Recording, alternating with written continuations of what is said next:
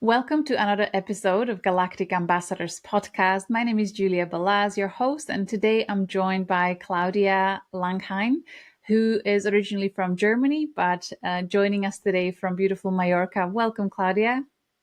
Thank you very much, Julia. So the purpose of Galactic Ambassadors Podcast is sharing the unique stories of our certified Quantum Soul Guidance practitioners. And so I want to take this opportunity to congratulate you, Claudia, for successfully completing the Quantum Soul Guidance certification course.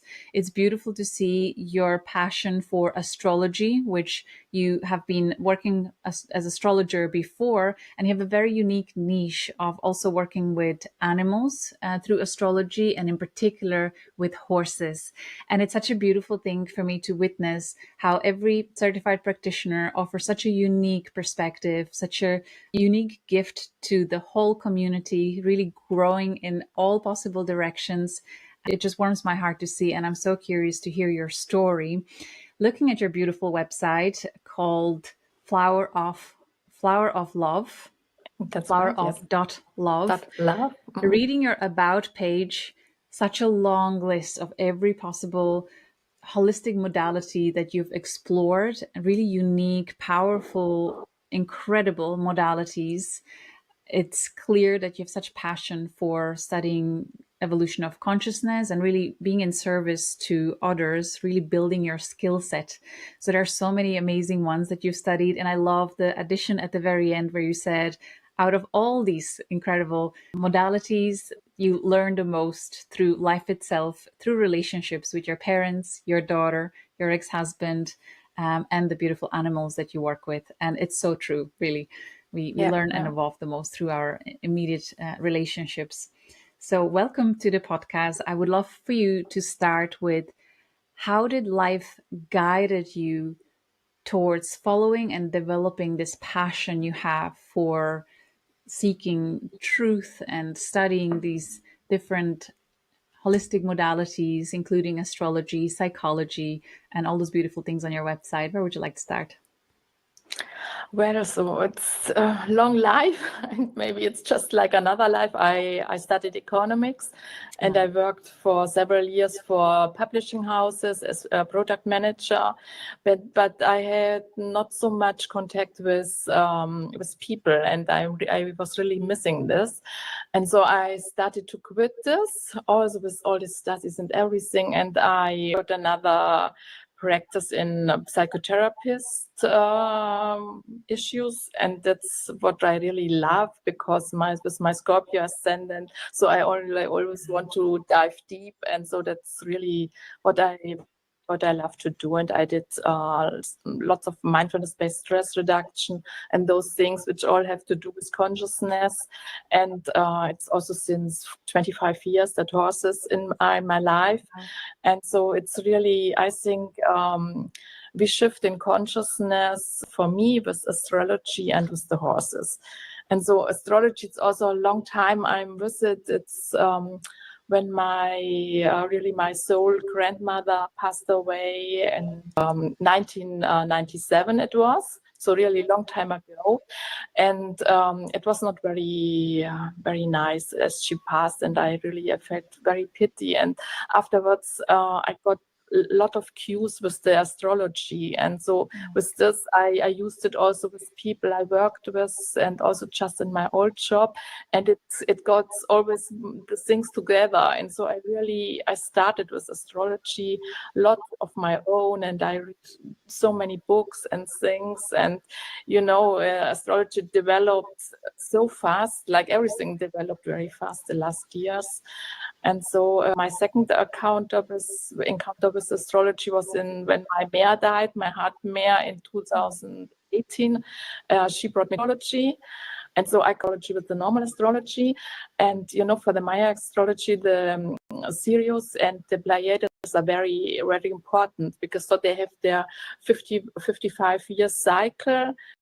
And the year starts always with when Sirius and Pleiades is most near to Earth. So this is in summertime. So the start of the Mayan year is on the 26th of July every year.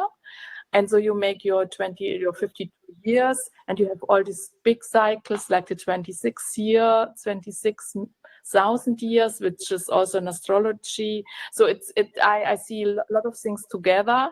And by trying to get more out of Sirius and the Pleiades, and so I found you with the Galactic Astrology, and so this is the way I got to Galactic Astrology and all these other stars, which are very important also for us, and always get more important, because since we have new telescopes, we see new things with the James Webb telescope, and it's no longer dark. It really gets very colored, everything, and I love it. And you get so many insights you could not have before. So it's really, it's lovely. I love it. Beautiful. What a rich life experience. I find it fascinating. Your South Node, similar, like mine, is in Sagittarius. Yes. So, forever pursuing truth, knowledge, wisdom. It's Yes. interesting, though, how life guided you towards desiring the immediate relationship with another, the inquiry, the questions, rather than in previous incarnations, we may have presented what we're learning as a matter of fact, as like, this is what I learned and this is how it is, and you need to know this and you need to align with this. But in this life, you're not allowed to do that. With Gemini North Node, we have to really become curious about the intermediate relationships and about learning the truth and higher wisdom through other people's experiences, right? The unique aspect of creator. And with your North Node, it's also beautiful. It's conjunct the Great Attractor, which is all about including all perspectives or honoring all perspectives as fractals of all that is. So It's just so beautiful how you were just naturally guided towards. That's right. But I have also a lot of squares on my moon node with the sun and with Saturn, so with my 10th house. So I'm always getting back and forth. And so it's really, it's challenging, but it's also, the squares are challenging, but they bring you also forward. It's not always so very nice, but yes, they bring you on your way. I can relate. I'm so glad actually you're the first person I'm meeting that has same signs of lunar nodes squaring the sun. So for me, my sun is at 0 Aries. For you, it's in Virgo, in 10th house. And I only recently really cracked the code and really started to embrace the fact that we really have to find somehow balance between the Sagittarian archetype, the playful Gemini that really wants to just have a deep connection through dialogue, and then finding also the sun's identity for you through Virgo. So the helpfulness, making something better, improving other people's lives, but really also applying that playful Gemini rather than just sitting in the serious Sagittarius of the past, right? Do you think you're getting better at that? Hopefully, yes. But it's also the connection with the horses, because I have on the South Node, there's really also my moon in Sagittarius. So I'm not the Amazone, like if I have the sun in Sagittarius, it's my moon. And so it's all the emotions. And when my heart mare died in 2018, it was really 10 or 15 years. I could not cry. I never cried.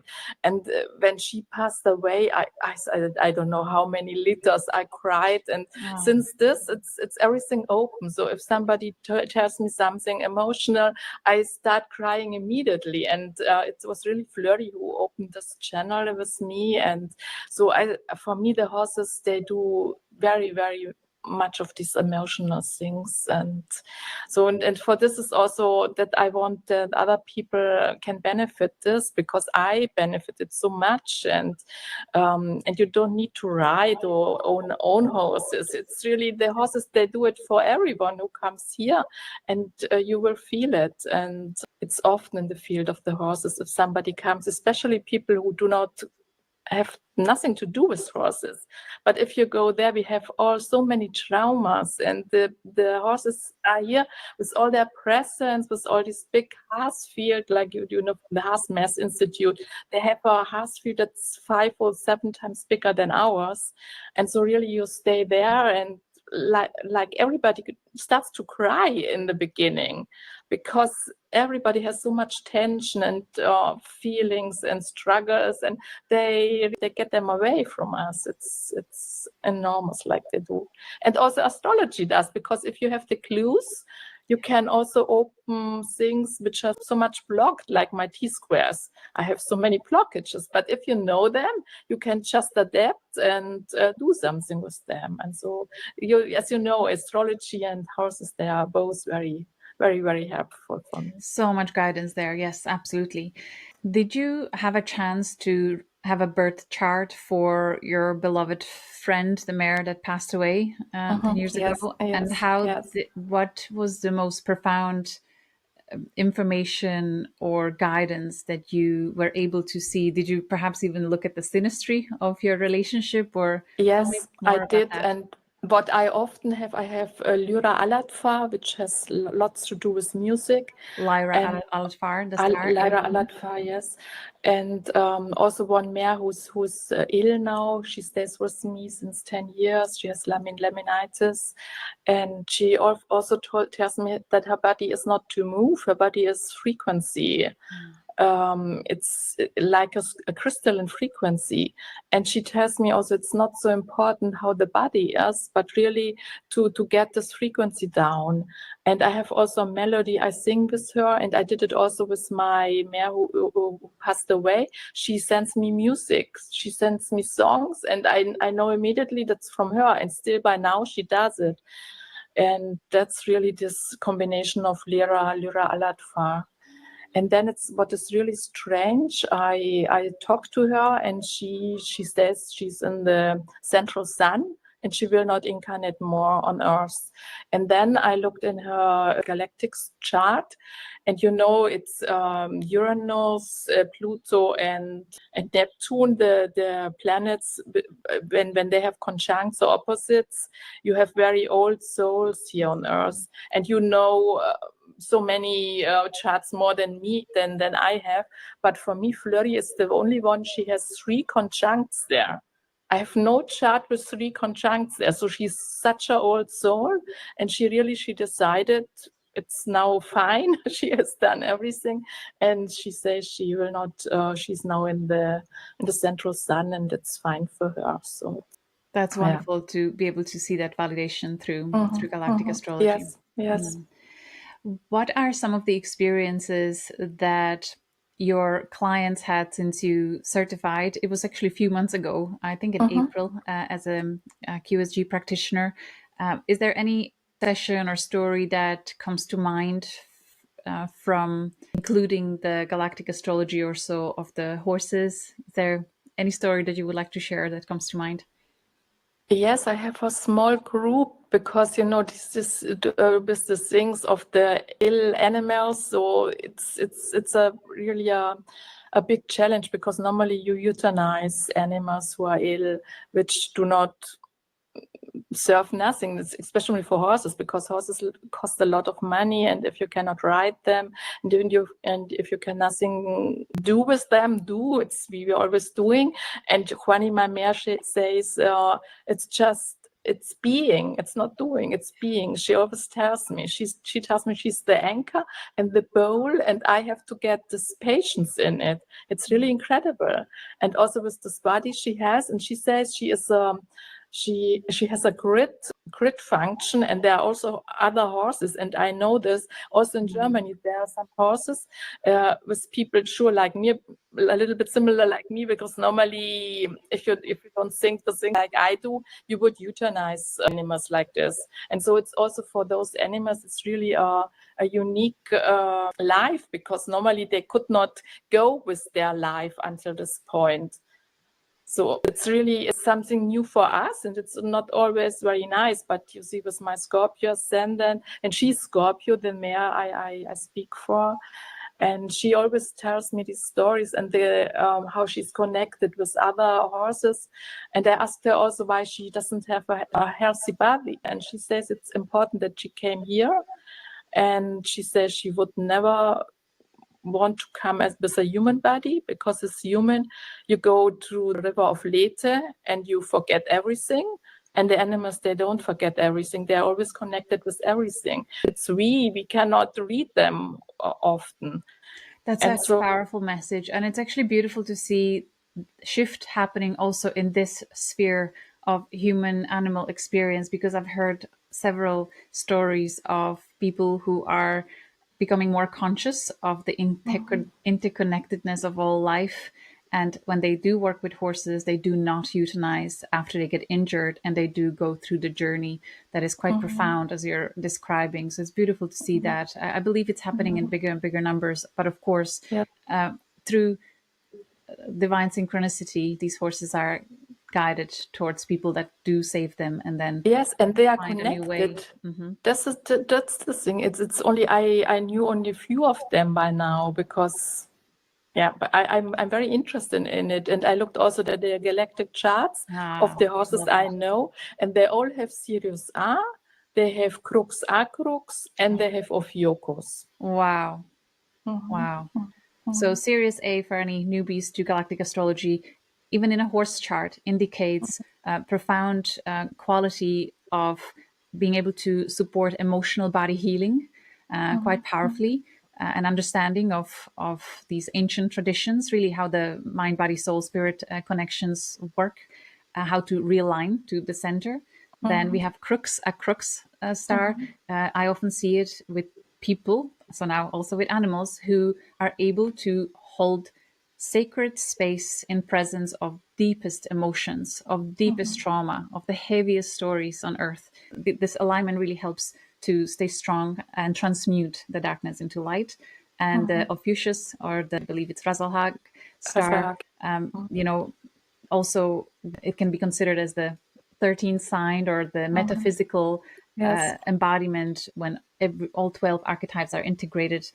So there's always such a high wisdom with that alignment, and it's close to the that's it, because I always felt, just before I knew the galactic astrology, very near to Ophiuchus, because with my Scorpio ascendant and with my moon in Sagittarius, so it's really Ophiuchus is in between. But for me, it never made sense to have the wheel of 12 and to put the Ophiuchus in the wheel. But what now it's very fine, it's to put it in the middle, as you described it also. Because if you put it in the middle, you get the wheel like a spiral. And the spiral, like the time is not linear and everything is spiral. That's also what the Maya astrology says. You see, you get all these things together, and every day I learn more. And with my horses, so it's everything connected, and it's so nice to see.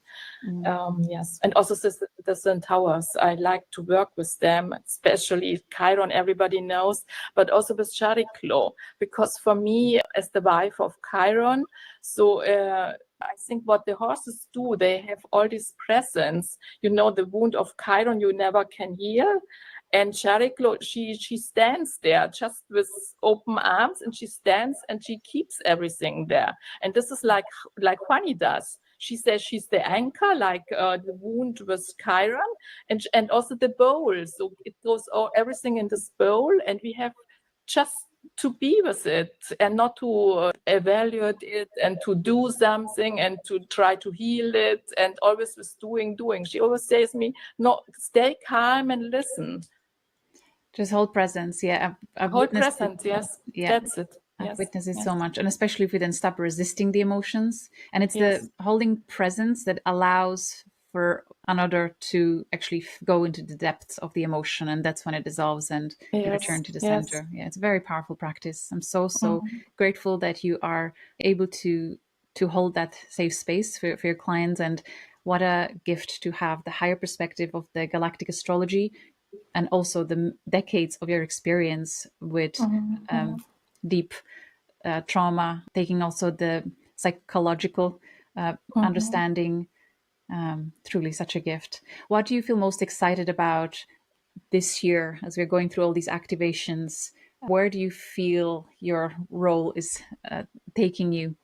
I think that's really to bring this spirituality on Earth now, with all this Neptune going to Aries. It's now really to do something with all this spirituality we have, and it's just this 12 or 13 years of Neptune in Pisces, which my two youngest mares, they have it directly on my Chiron in Pisces. Oh, wow. So I have this idea also, and you know, this is like, it's not only for animals, but it's also for every soul who was born in this with this Neptune and Pisces. So you cannot educate them in the normal way with our school system and also with the writing instructions. Those are souls who really need different things. And now with the Neptune in Aries, we have another big bridge to go and to see where this brings us. And I think it's really all these spiritual things we have taken together in all our lives now, really to bring it to earth and to make this change, to make also the shift to get new masculine and new feminine together. This is also what the horses do and what we can also learn with astrology. You know, astrology is a lot of the left brain. So like my Virgo, it's also left brain.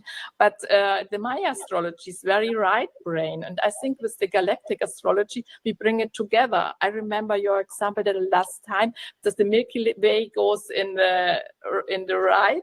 Yes, anti-clockwise, yeah. And the Andromeda counterclockwise, and they will merge together. And I think this is what, when merges the divine feminine with the divine masculine, then everybody is a little takes his part of all these things what happen now. And the more conscious we take this part, the better we can go our way through it. Quite fascinating how that awakening of the feminine embodiment is occurring also for the horses that may have got injured, but it's like our perception of the gift of this type of animal and many others, dolphins and goats, yoga goats. There's so many. There's a new way of how we engage with animals, right? Happening on Earth. So it's nice to be able to express this and to talk about that. You also have Neptune close to your ascendant, so Yes. it just gives you that additional fine-tuning ability to receive the insights. Yes, I think all these things come now together. You notice also with the telepathy tapes, with the autism, and my mare is also, she's very autistic. But if she has music or children with her, she opens. But with this normal animal treating, you cannot go. It's like a blockage. You cannot enter her. Yeah. Wow, I love learning about all this. So there are actually a few different types of services that people can book with you when they go to your website. Once again, floweroff.love. What are different types of experiences that people can have when they connect with you? Well, what I really like if somebody comes with 2 or 3 questions, because it's so complex, everything. Yeah. And so if somebody comes with these questions, I will look on the normal astrology. I will take the astrology, the Galactic Astrology, and also the Maya astrology. And then I will decide what's the best to answer these questions. And then we will have a Zoom session, which I like it together, because with the questions I get with somebody who doesn't understand, then I can answer. So it's like this Gemini part of mine, you know. I love that. That with these sessions, these online sessions, I think we can make it best. Or if somebody comes here, but for sure it's more difficult. But I think we get the most of it if we really interact. And so we get the most of it. And so I really try to do it like with some questions. And I'm also not the guru who tells you something. I want that everybody knows by itself, and I explain you see it in the stars. And if you see it, it's not that I invent something, it's there. And you have to grab it and to transform it to make this why you're coming to Earth. It's your fingerprint. It's your unique fingerprint. And you decided this fingerprint. So it's also your task to live it. Yes. Beautiful. You were born with Saturn opposing your Uranus-Pluto. So it's such a powerful, even generational theme. So I would love for you to speak to your experience with breaking through the old paradigms, the old familial structures that you inherited with Saturn, I believe, in your fourth house, Yes. and then having Pluto-Uranus conjunction when you were Mhm. born. So that's such a powerful frequency that came through with the collective of souls that were born at that time. And I think perhaps it's mirrors in your original career being very conventional and then completely shifting very radically, like Uranus, Pluto, deep transformational personal work. If you had to share a guidance for someone who is awakening now at this time of our collective experience, and they feel a call to shift radically from what they knew, the kind of standard, the mass media perspective, how did you navigate such powerful energetics in your natal chart and life?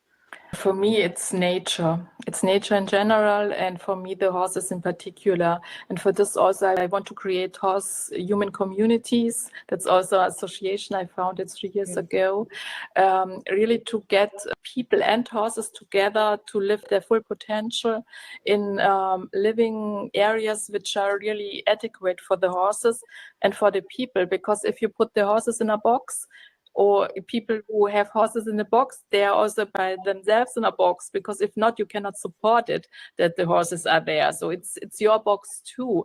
And so it's the mirror again. And so I think we have to open our living spaces to get a really grounded and fulfilling life on earth. And that's not only for us humans, but also for all the other creatures.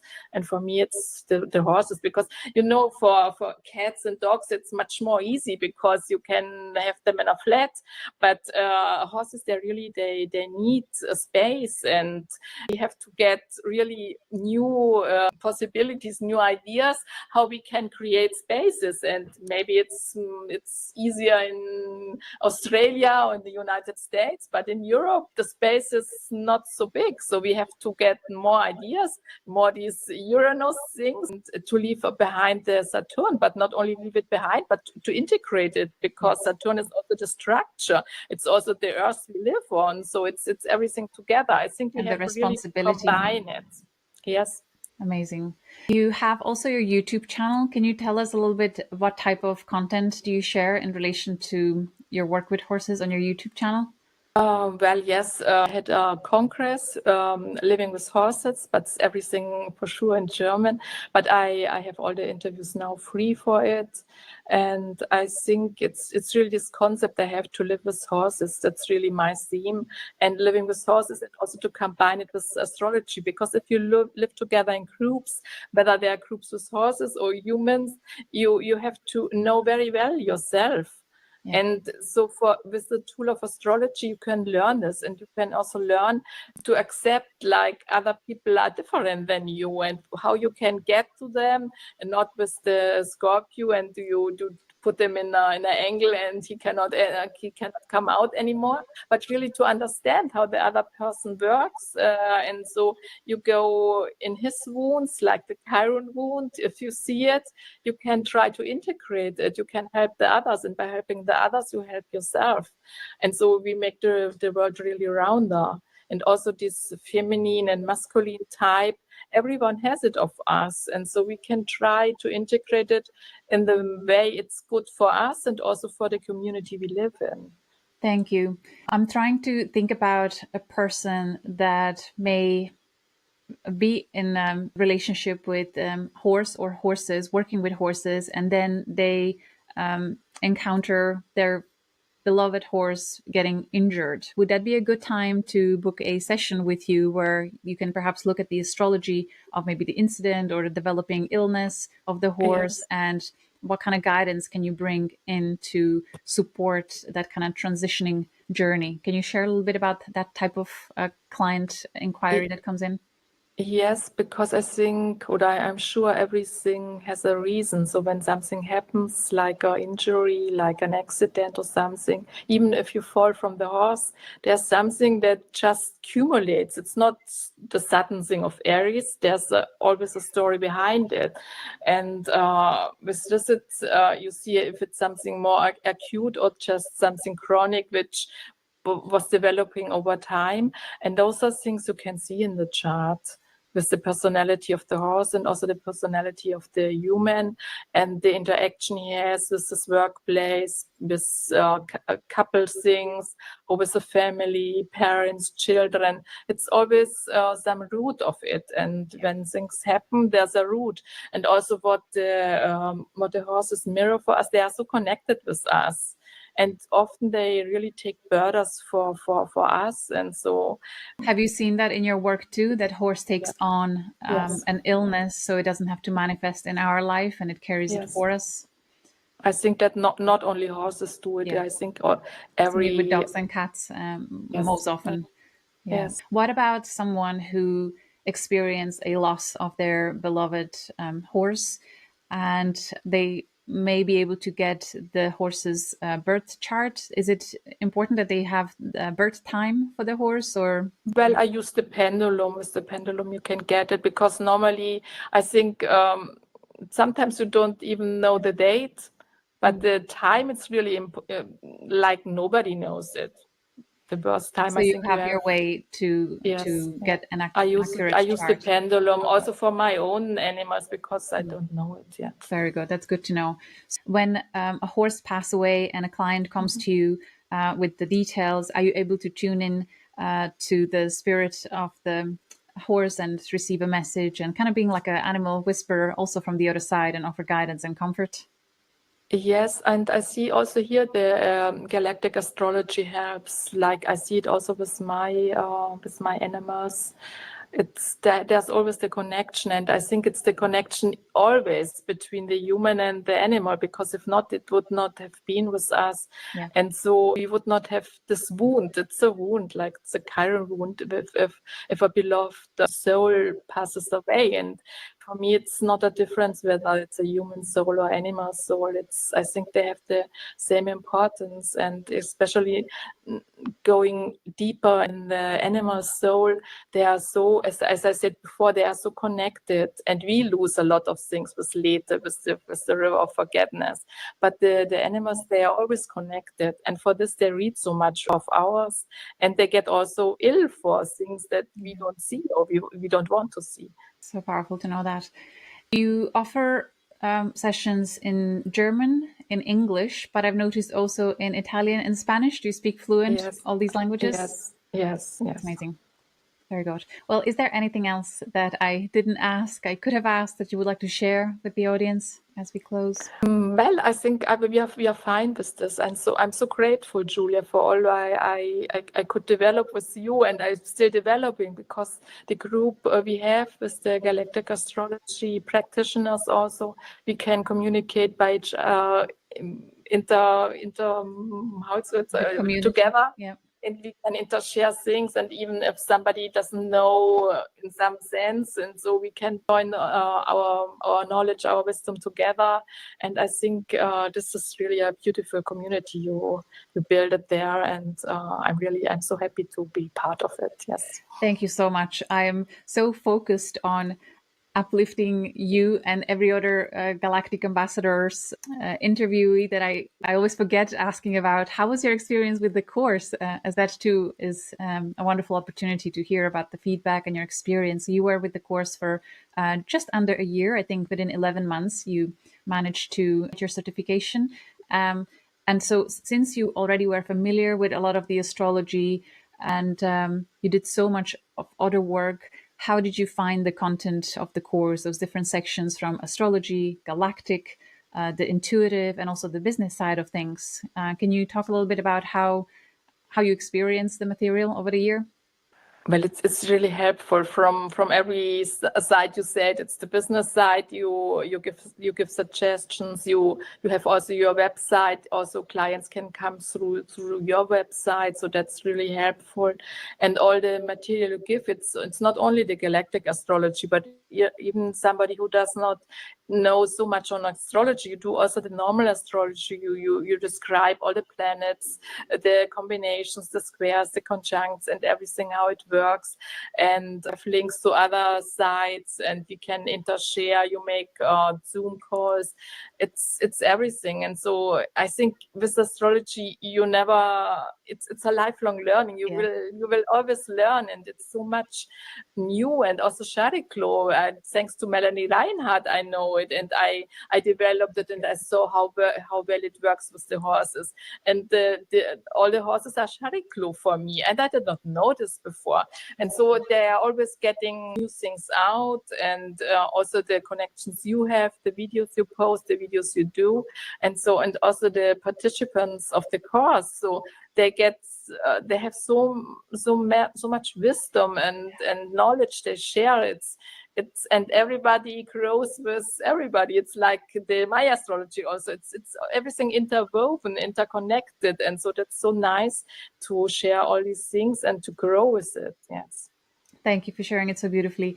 I was reflecting on these different aspects of astrology. There are so many different techniques and styles now. It almost felt at one point like the Tower of Babel in the ancient times, but actually the shift, the way I see it now is really, it's a universal language spoken through different dialects, spoken through different regions. And it's just a different type of language that each of them work, and each of them are able to communicate certain things. So perhaps the skilled astrologer that took time, even lifetimes, to study different types of astrology techniques, that they become like a really good skilled linguist that is able to see the beauty of different techniques and different styles and deliver what is most relevant in the moment when a person is engaging. But it's beautiful to see. And I love that we're becoming more open to discussion and learning from each other, and finding a way to evolving it really towards the quantum way, going into the heart and honoring our individual experiences with it. So for me, what I value the most really about this whole galactic astrology journey is the community, and for me to hearing the amazing, incredible stories that people have as they take time to engage the stars, and through transit, through their noting their most important experiences, how they were actually perfectly aligned with certain configurations. It's just, I'll be forever in awe with divine intelligence, order in seeming chaos. So Yes, you're very right, and I like it also. I love it. I feel always there's no competition any longer. It's really a collaboration. Yeah. So if you have a question, somebody has the answer, and we develop other things out of it. So it's really so lovely to work with it. It's just fun. I'm so happy to see that developing. Yes, beautiful. And we are hoping to have our summit year number 2 in January next year. We'll start organizing. So hopefully we'll see many of these beautiful, unique, niche developments within our community presented again beautifully for the next summit. So Claudia, thank you so much for being such a beautiful, bright light, for the dedication that you give over the many years to not just developing yourself. We can really see how much your own journey has shaped the beautiful grounded wisdom that you carry, that you embody, but really in service to others. The ability to hold that sacred, safe space for them to heal and return to their wholeness, to see their truth with clarity, and then starting fresh. It's such a gift. So thank you for being here. Thank you so much for this offering. Thank you, Julia. My pleasure. So we will include all your links in the video description. Thank you all for watching, and we look forward to connecting again soon. Take care. Thank you. Much love.